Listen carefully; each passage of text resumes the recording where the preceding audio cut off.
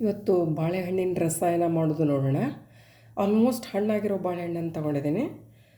ಇದು ಸುಮಾರು ಒಂದು 4 ಜನರಿಗೆ 4ರಿಂದ 5 ಜನರಿಗೆ ಆಗ್ತದೆ.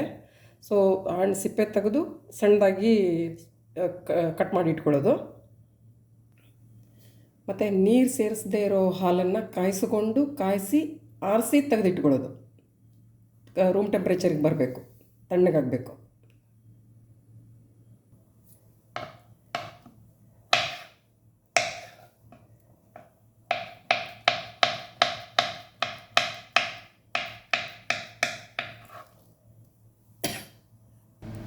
ಈ ರೀತಿ ಹಣ್ಣುಗಳನ್ನು ನೀಟಾಗಿ ಕಟ್ ಮಾಡಿ ಇಟ್ಕೊಂಡಿದ್ದೀನಿ. ಇದನ್ನು ಕಟ್ ಮಾಡಬೇಕು ಅಂತ ಏನಿಲ್ಲ, ಕೈಯಿಂದ ಬೆರಳಿಂದ ಸ್ಮ್ಯಾಶ್ ಮಾಡಿ ಕೂಡ ಯೂಸ್ ಮಾಡ್ತಾರೆ. ಬಟ್ ಎಲ್ಲರೂ ಈಗ ಒಂದು ರೀತಿ ಇದೇ ರೀತಿ ಇಷ್ಟಪಡ್ತಾರೆ, ಹಾಗಾಗಿ ಮಾಡ್ತಿರೋದು. ಒಂದು 2 ಟೇಬಲ್ ಸ್ಪೂನು ಸಕ್ಕರೆ, ಒಂದು 4-5 ಏಲಕ್ಕಿ.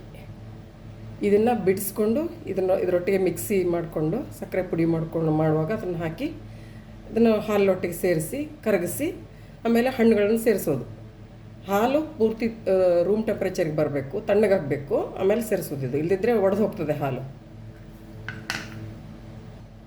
ಈಗ ಏಲಕ್ಕಿ ಸೇರಿಸ್ಕೊಂಡು ಮಿಕ್ಸಿ ಮಾಡ್ಕೊತೇನೆ. ಇವಾಗ ನಾನು ಸ್ವಲ್ಪ ಬಾದಾಮಿ, ಸ್ವಲ್ಪ ಗೋಡಂಬಿ, ಸ್ವಲ್ಪ ಸನ್ಫ್ಲವರ್ ಸೀಡ್ಸ್, ಸೂರ್ಯಪಾನ ಬೀಜ, ಅದನ್ನು ನಾನು ತುಪ್ಪದಲ್ಲಿ ಸ್ವಲ್ಪ ಒಗ್ಗರಣೆ ಹಾಕಿ ಅದರೊಟ್ಟಿಗೆ ಸೇರಿಸ್ತೇನೆ. ಇದು ಆಪ್ಷನಲ್. ನಾವು ಚಿಕ್ಕವರಿಗೆಲ್ಲ ಅಮ್ಮ ಎಲ್ಲ ಹಾಗೇನು ಮಾಡ್ತಿರಲಿಲ್ಲ, ಜಸ್ಟ್ ಬರೀ ಪ್ಲೇನ್ ಹಾಲಲ್ಲಿ ಹಾಕ್ಕೊಡ್ತಿದ್ರು. ಬಟ್ ಇವಾಗ ಸೊ ನಾನು ಅದ್ರ ಜೊತೆಗೆ ಒಂದು ಎಡಿಷ್ನಲ್ ಟೇಸ್ಟ್ ಕೊಡ್ತದೆ ಅಷ್ಟೇ. ಸೊ ಹಾಗೆ ಮಾಡೋದು.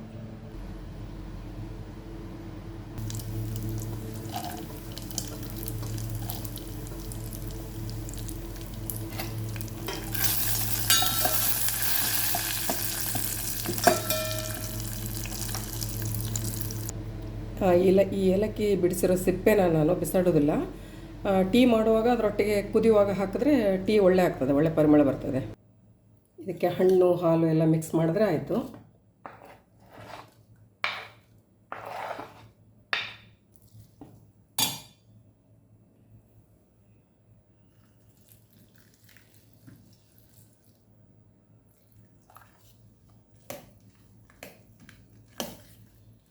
ಇದಕ್ಕೆ ಇಷ್ಟು ಅಂತ ಏನು ಮೆಜರ್ಮೆಂಟ್ ಇಲ್ಲ. ಹಾಲು ಹಣ್ಣು ಯಾವುದೋ ಹೆಚ್ಚು ಕಡಿಮೆ ಮಾಡ್ಕೋಬಹುದು. ಇದ್ದ ಹಾಗೆ ಹಾಲು ಜಾಸ್ತಿ ಇದ್ದರೆ ಹಾಕ್ಕೋಬೋದು, ಅಥವಾ ಹಾಲು ಕಮ್ಮಿ ಇಷ್ಟಪಡೋರು ಕಮ್ಮಿ ಹಾಕ್ಕೋಬೋದು. ಹಾಗೆ ಇದಿಷ್ಟೇ ಮಾಡೋ ವಿಧಾನ. ಇದನ್ನು ಚಪಾತಿ ಒಟ್ಟಿಗೆ ಆರಾಮಾಗಿ ತಿನ್ಬೋದು, ಹಾಗೆ ಕುಡಿಬೋದು.